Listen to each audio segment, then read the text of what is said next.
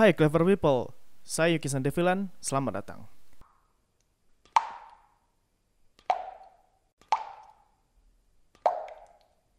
Sebagai seorang yang sudah melewati tahun pertama kuliah kedokteran, tentunya sudah mempunyai beberapa pengalaman belajar dan banyak strategi tempur yang sudah dijalani.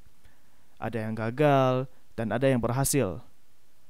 Nah, Yuki mau berbagi kepada Clever People sekalian, terutama mahasiswa kedokteran tahun pertama yang ingin banget menjalani perkuliahan kedokteran dengan enjoy dan simple, tetapi menggigit, terutama dalam belajar.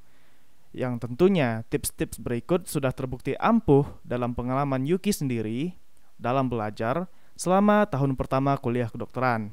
Berikut survival kit untuk belajar di tahun pertama kuliah kedokteran. Number 1.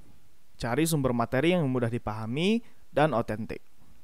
Banyak sekali sumber materi yang bisa kita dapatkan, baik itu dari buku, jurnal, video, online medical study sites, dan sebagainya. Maka dari itu, carilah sumber yang otentik dan mudah dipahami, minimal 2 sumber, yang nantinya sumber-sumber itu kita bandingkan satu sama lain. Yuki sih nyaranin nyari sumber dari video YouTube Ninja Nerd Lecture, atau Ninja Nerd Medicine, atau bisa juga Osmosis.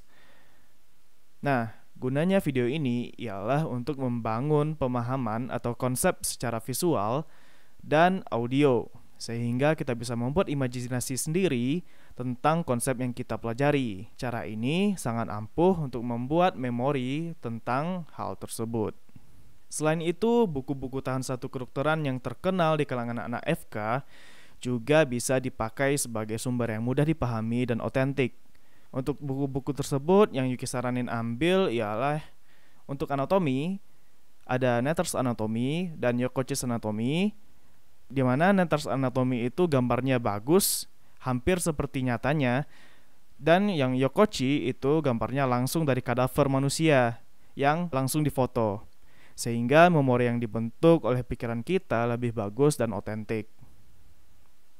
Untuk fisiologi, Yuki saranin ambil fisiologi Sherwood untuk membangun konsep karena bahasanya yang mudah dipahami dan simple.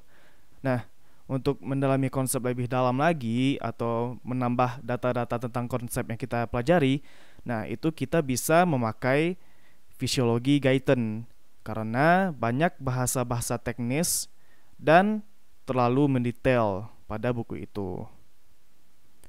Untuk histologi, Yuki saranin ambil histologi Jankira atau juga bisa histologi di Fiore.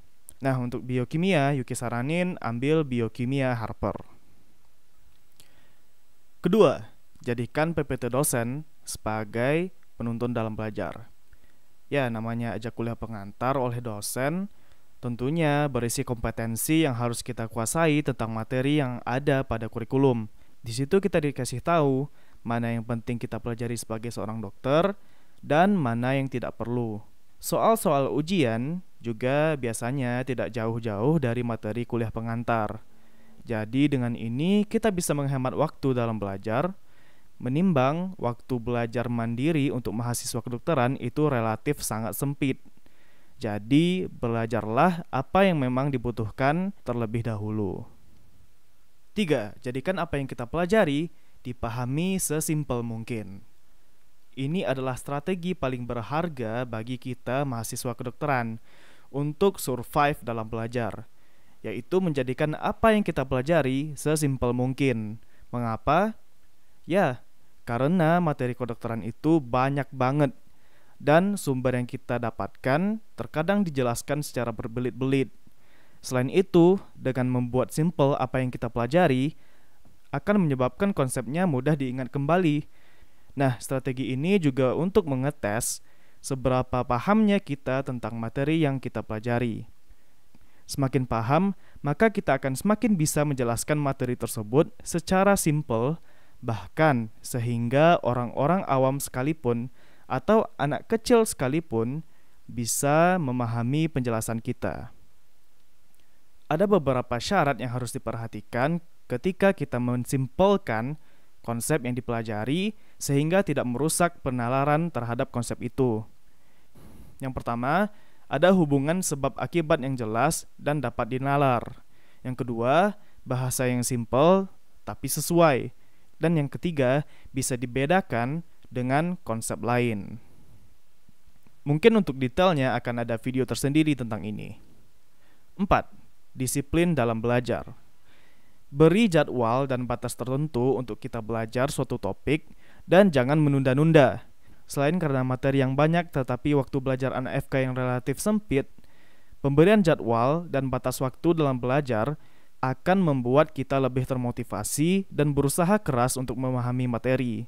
Tapi ketika masih belum paham materinya, walaupun sudah lewat batas waktu, maka boleh untuk melanjutkan belajarnya sampai paham, dengan syarat gak lelet. 5. Jiwai apa yang dipelajari. Maksudnya adalah, jadikan materi yang kita pelajari menjadi suatu kebiasaan. Salah satu caranya adalah menjadikannya sebagai bahan renungan di kala senggang dan menjadikannya sebagai bagian pola pikir kita dalam menghadapi kejadian sehari-hari. Nah, mengapa menjiwai atau membiasakan materi yang kita pelajari itu penting? Karena yang pertama alasannya materi kedokteran itu sangat banyak. Yang kedua, dalam dunia kedokteran, khususnya nantinya pas kita jadi dokter, kita dituntut untuk berpikir secara tangkas, secara cepat.